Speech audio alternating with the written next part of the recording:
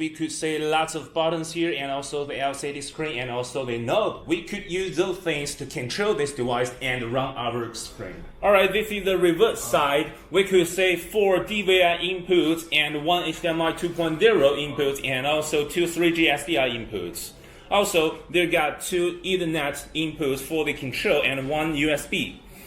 And also this has got the monitor output for monitoring the content, and those Ethernet outputs for the LED screen. We assume that this is the screen that we want to run, so let's say how we could make the configuration from the front panel of the VX16s. Okay, this is the front panel of VX16s.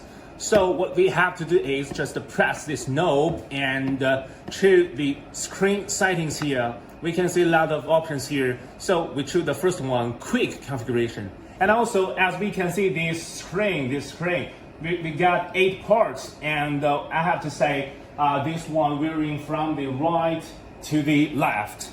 So let's do the quick configuration. As we know, the cabinet row, we could do the math.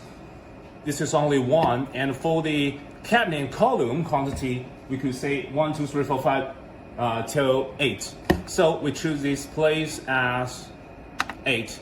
And port 1 cabinet quantities, we choose 8 as well. And then we choose the data flow from the correct way. We are standing in front of the screen, and to say the cable varying direction. Alright, this is the way to do the quick configuration, and this is the well-configured screen. Alright, for the other options from the screen settings, we could see they got load RCFDX file. First of all, we need to save the RCFDX file to this VX16s. The way of doing it is from the LCT Mars, the software from our official website. And let's say the third one, saved to the receiving card. Once everything is well configured and the screen works properly, we could save the RCFDX to the receiving card as the old ways. This is the advanced configuration. This is the most important part in the screen settings. Let's say why it's so important.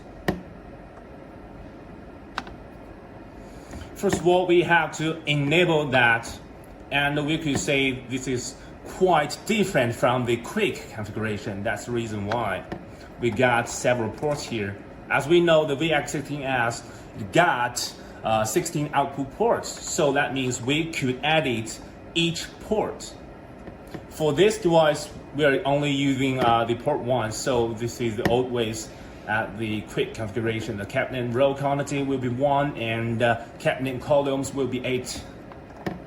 And also, the horizontal offset means if you want to offset the image, but actually for this time we don't need. And vertical offset, still we don't need it.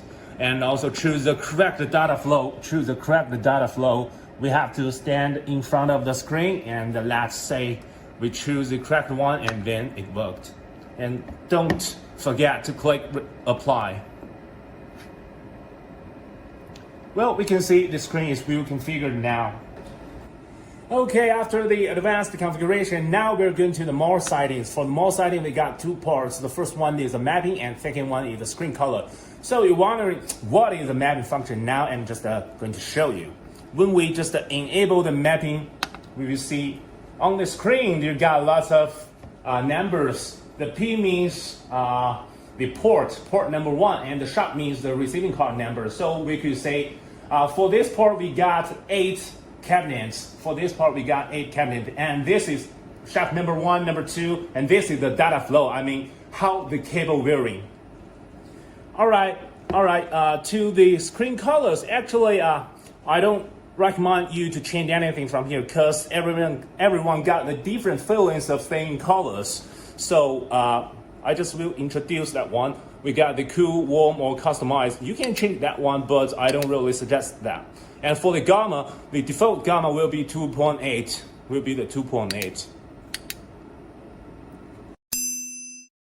Okay, let's say this is the front panel of the VX16s. So we could say they got the main PIP1 and PIP2. That means for the VX16s, it supports three layers. And how could we use that one? First, we could click these buttons like main PIP1 or PIP2. Also, we could do it from the layer settings here.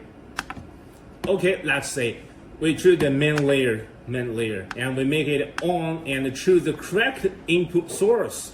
We got HDMI 2.0 and 3G SDN and also 4 pieces of DVI inputs. And also we could choose it from those buttons as well. Okay, for the scaling mode, we got three parts. The first one is auto scaler, and second auto scaler. And the second one will be the pixel to pixel. And the third one will be the customized. We could say the auto scaler, that means no matter what the resolution of your video source, and it will just auto fit to your screen size. For pixel to pixel, that means it's just the same as your video inputs. It's same as your video inputs, and it will just show a part of your screen, on the part of your screen.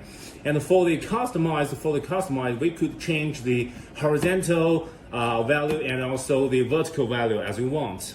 For the initial X, that means once we need to make the content on the screen do the offsides, we could use this button. And for the initial Y, it's the same thing. We could do that thing.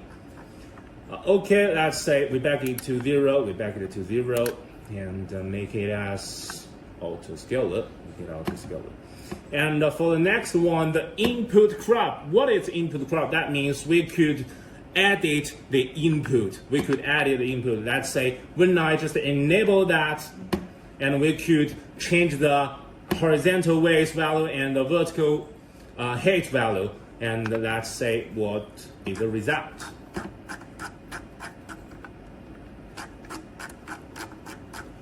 Alright, we could see obviously on the screen, we just crop the input at the same value from this front panel. And also we could change the initial X or initial Y.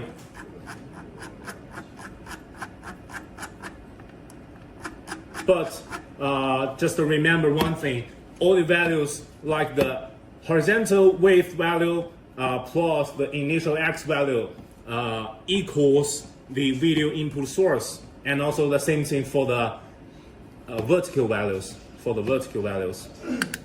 Okay, this is for the input crop. For the priority, as I mentioned, for the VX16s, it got three layers. Once you are using multi-layers and choose the priority, and then you will just use the one you want on the top. And this one would be the reset. You could reset all the settings you've done before. Okay, let's move to the display control. Let's say they got the normal, freeze, and blackout, and also the test pattern. Normal means the screen will just display the content from your video source, and the freeze means it will just stop at this frame, and no matter what kind of things you're doing now, it won't just show on the screen. For the blackout, when you click that one, and the screen will be black. Now we go back to the normal. For the test pattern, for this one, we are going to use that one to say the screen, if the screen works properly. Also check the colors. For the image colors and just as I said, I don't really recommend you to change all the values here because different people got different feelings to say the colors. But if you got these special requirements, then you could change that one as you want. For this place, we got the brightness, contrast, and saturation, and the hue. Okay, next one we're moving to the precise settings. Actually, in one events and all the projects, normally we don't just use one layer. Sometimes we use multiple layers. For this device, as I said, it supports 3 layers. So once you're saying that the screen works as you want, and you do enable another layers here, and we could say the DY1 we change to the okay, that. All right, if you got another video input, let's say, assuming that place is the new one, is the new content here. Let's say we are enabled two layers now, and if this is the one you want, we could do the preset. And how can we save it at the preset? We could just say press this button and click save. Okay, not only this one is unique, but also we got lots of different things, like we could change it as 3 layers now, and let's say I will just change the place here.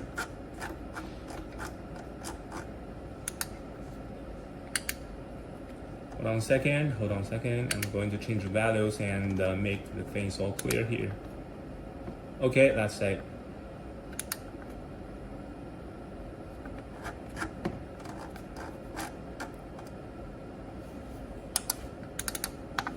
Okay, and also for the PIP1, and now for the PIP2.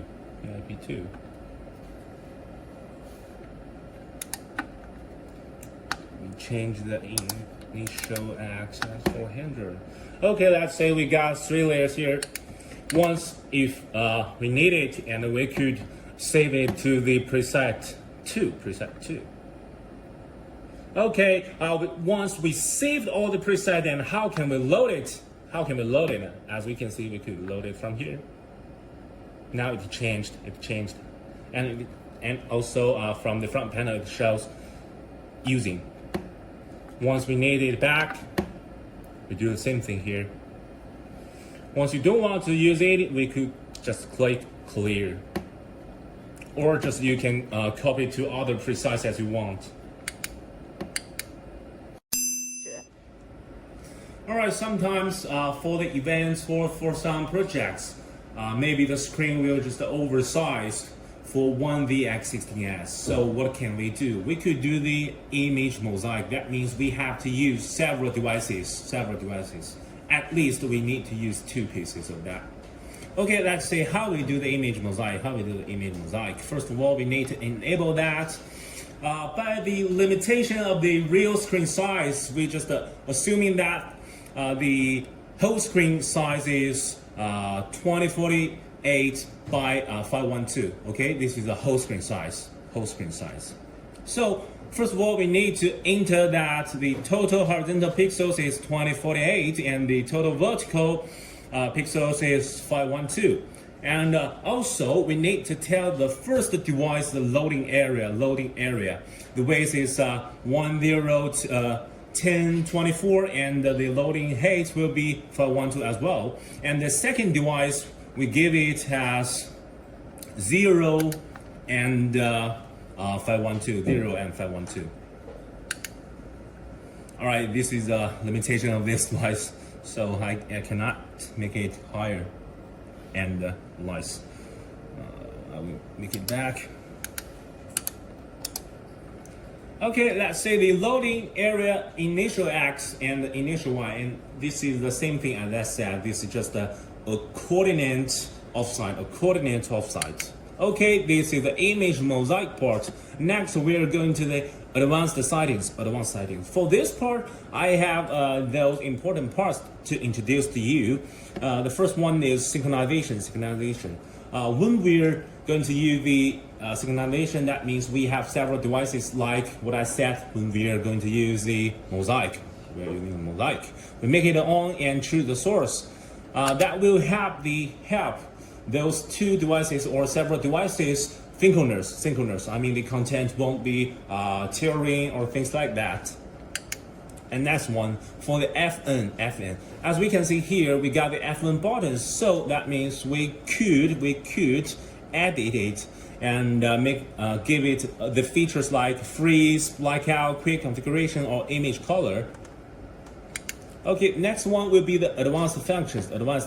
For this part, okay, we could say the 3D mode and the self-test. By the way, this VX16s supports 3D.